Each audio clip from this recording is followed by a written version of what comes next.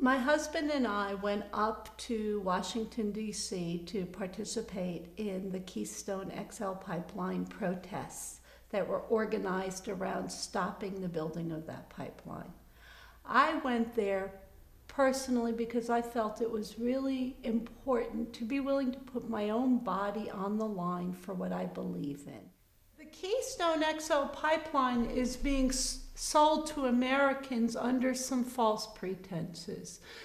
First of all, that oil is the refined oil from those tar sands in Canada. It's not planned for American consumption. It's actually planned for export.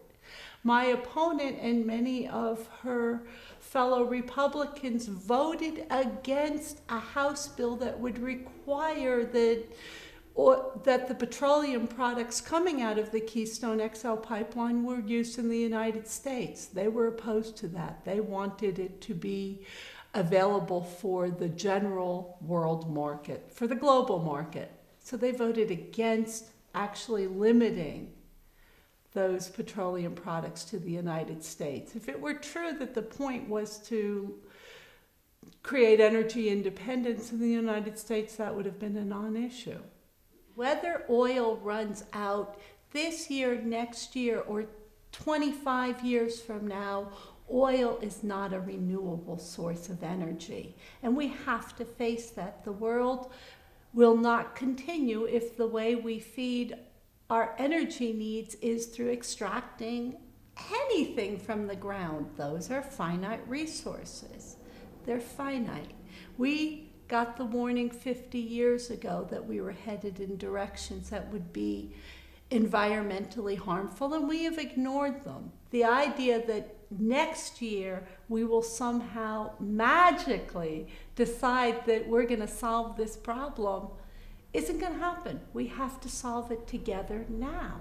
We have to take it seriously now. The science is good that there is climate change happening because of our energy consumption. We can't leave this to our kids. We can't leave this to grandchildren. We have to address it right now. This is our only home. We live on Earth. We have to protect the most basic things like air and water for future generations.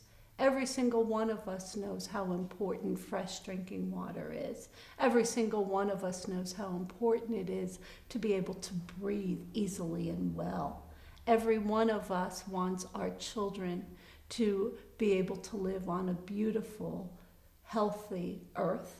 Every one of us wants our grandchildren to be able to go swim in the ocean and to be able to go to the mountains. Every one of us who lives here in North Carolina lives here because it's a beautiful, wonderful place. And we want this to be left to our children in good condition.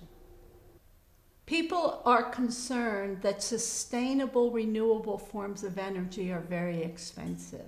But that's only because we haven't calculated the true cost of fossil fuels. We don't include the cases of asthma in our assessments of how expensive coal is. We don't talk about destroying water quality when we talk about coal. We don't talk about the climate change that is caused by burning fossil fuels. If we were to ever really assess the true cost of these dirty forms of fuel, we would stop using them today.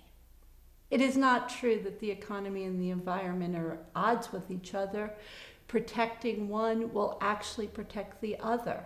Our best economic prospects are actually for good, green, sustainable jobs, for things that support a healthy infrastructure. Those kind of jobs can't be exported. Those are the kind of jobs that live at home, that our kids, that our young people will be able to do forever, forever.